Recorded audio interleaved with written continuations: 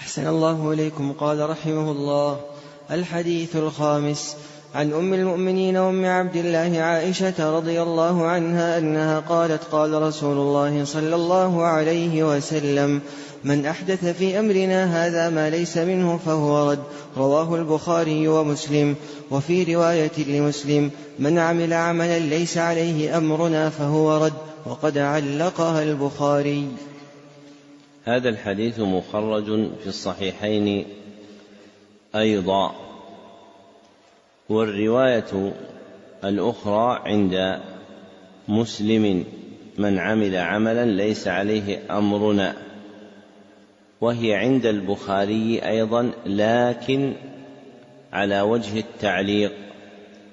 والمعلق في اصطلاح المحدثين ما سقط من مبتدأ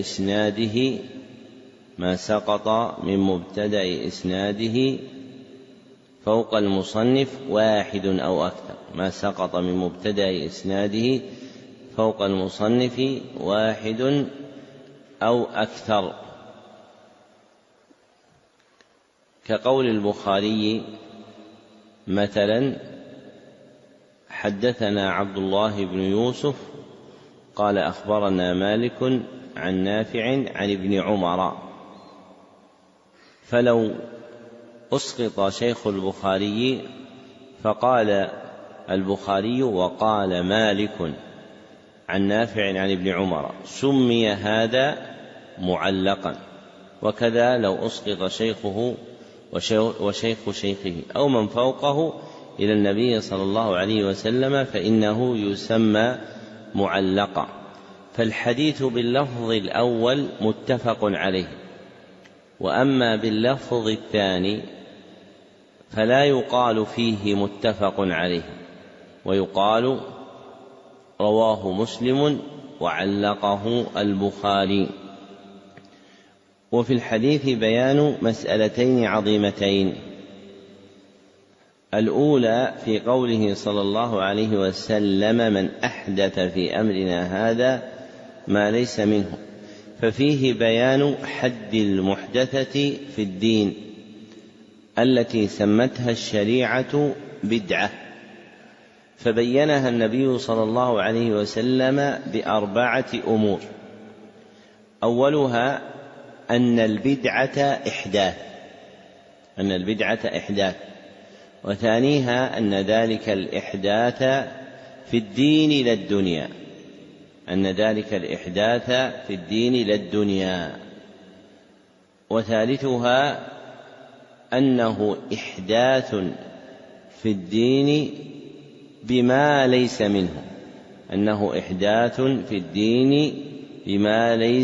منه، فلا يرجع إلى أصوله ولا يبنى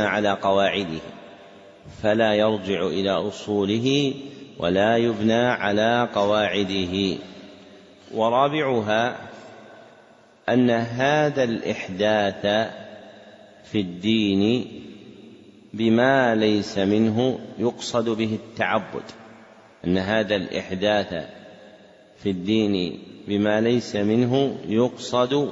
به التعبد، فإن حقيقة جعله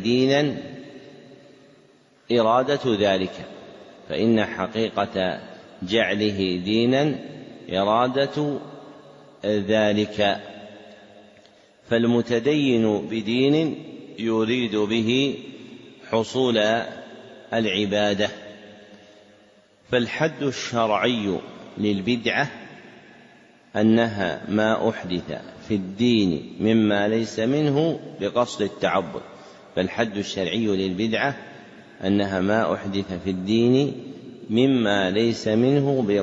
التعبد.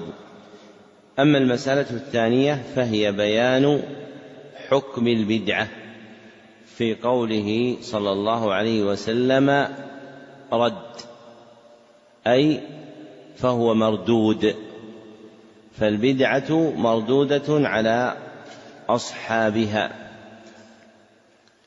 والرواية الأخرى: من عمل عملا ليس عليه أمرنا، أعم من الرواية الأولى، لأنها تبين رد نوعين من العمل أحدهما عمل ليس عليه أمرنا وقع زيادة على حكم الشريعة، عمل ليس عليه أمرنا وقع زيادة على حكم الشريعة، وهي البدع المحدثات. والآخر عمل ليس عليه أمرنا وقع مخالفا لحكم الشريعة، عمل ليس عليه أمرنا وقع مخالفا لحكم الشريعة، وهو المنكرات الواقعات. فيكون الحديث أصلا جليلا في إبطال البدع المحدثات وإنكار المنكرات الواقعات، فيسلط للرد على أهل البدع والضلال وللرد على أهل الفساد والانحلال.